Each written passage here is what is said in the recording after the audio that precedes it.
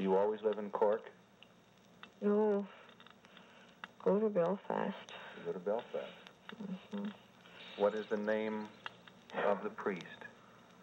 What is the name of the father? Father John. Father John. At times, while under hypnosis, Ty's voice developed an unmistakable Irish brogue. While never having traveled outside of the United States, she recalled details of her home in Ireland, her family, and the town in which she lived. When journalists investigated the area mentioned by Ty, they found her descriptions to be uncannily accurate. Shops and streets were just as she recounted them. Because thousands of people share the name Murphy in Ireland, it was impossible for them to find exact records of her and her family. Was it all a hoax? Or, as many believe, did Virginia Ty genuinely recall a past life nearly 2 centuries earlier? I'm holding on to my brother. We can't find our mom. We don't know where our mom is. Today, in some scientific circles, techniques known as past life regression have become a legitimate, recognized field of research. What have these sessions revealed?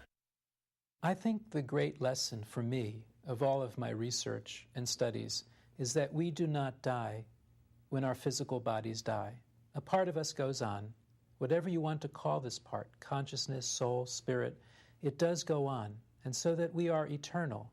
And I believe that a famous mystic summed this up centuries ago by saying, we are not human beings here having a spiritual experience, but we are spiritual beings having a human experience. Get a bed down there, please. Boss. During clinical death, many have described being able to view their own body from the outside, as though it were a separate entity. Some have even described what happened in the hospital room while their hearts had technically stopped beating, while they were to all intents and purposes dead.